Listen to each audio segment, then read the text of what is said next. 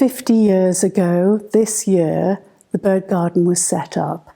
And whilst it was very much created to start with beautiful birds for the public to enjoy, it's become much more important in terms of being a sanctuary for these endangered species.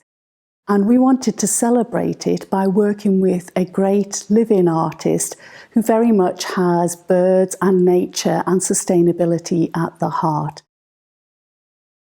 I'm fascinated by the reaction I get from people when they see my work for the first time. My work is often monumental in scale, but also incredibly detailed. Works on a macro and micro level. And I think humans are intrinsically drawn to patterning and aesthetics. When people find out that this work in particular is made from pigeon feathers, they often recoil.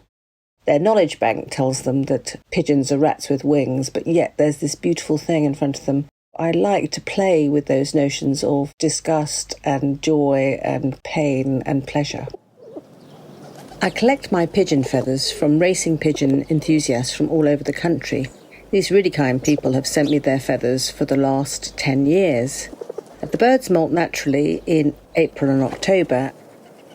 I treasure the feathers that are sent to me. These would otherwise be thrown away. In the studio, we sort them into types of feathers, whether they're bending to the right or the left, and we grade the feathers into sizes. It seems remarkable to be able to repurpose them into sculpture that other people can enjoy for many years. The installation that is cited in the library at Harewood is made from approximately 10,000 pigeon feathers. In every single place that I've shown it around the world, it adopts a different character, and here at Harewood it's lovely to see that it seems to be like a regurgitation of knowledge tumbling out of the bookcase. The scale and the shape of discharge in the beautiful library at Harewood has just taken my breath away. So I'm standing in the beautiful yellow drawing room at Harewood House, and this is one of the rooms on the state floor that really has a very beautiful intact scheme that was created back in the late 1700s, and particularly the ceiling, which you will see has beautiful detail by Robert Adam of acanthus leaves and natural motifs and bird feathers as well. And it really gets that sense of a very beautiful space to spend time in. And we've all had those moments where we've walked into historic houses, walked behind the ropes, and after about room 3 or 4, they are so beautiful, but they all start to merge into one. And so our challenge in running houses like this is how can we give you a different perspective? And so we're particularly excited when Kate Maguire thought this could be the room that she could respond to with this incredible commission, Cavort.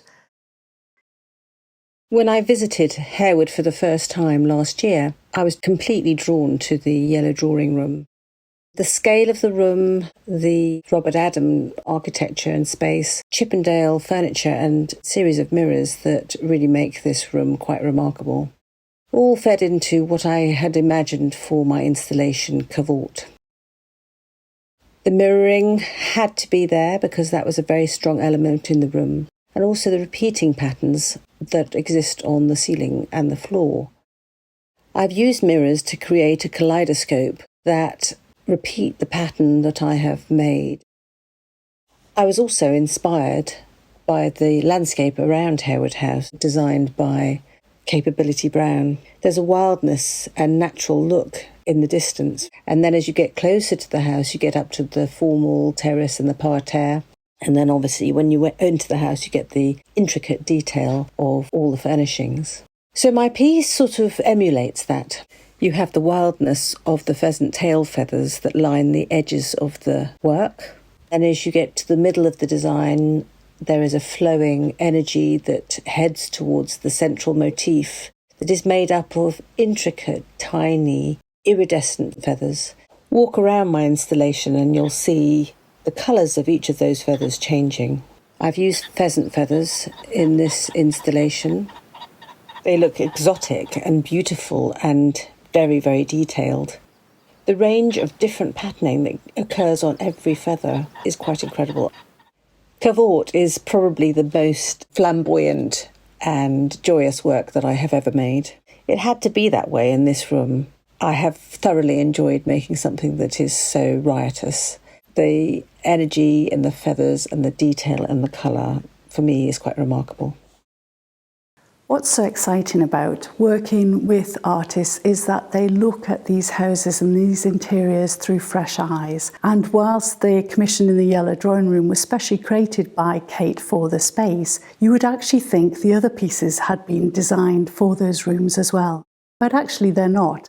They're pieces from her past portfolio that she has carefully thought about and placed in the room. And it's really important for us that we give that moment, not for you to be bombarded with everything you see, but to take a pause, to think and reflect perhaps just on one very small detail of her incredible work, and then look up perhaps at a small incredible detail of Chippendale's work, which although was 250 years earlier, still resonates and looks as beautiful today. It's always a challenge to show your work within historic houses, especially at Harewood, because there is so much going on.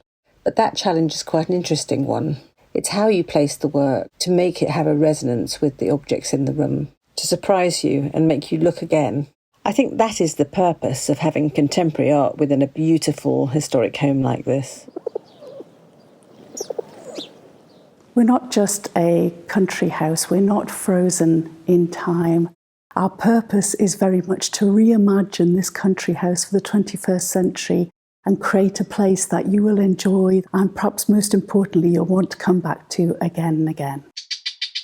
I feel so honoured to have been able to show my work at Harewood House. To be a small part of its phenomenal history is an amazing opportunity for an artist.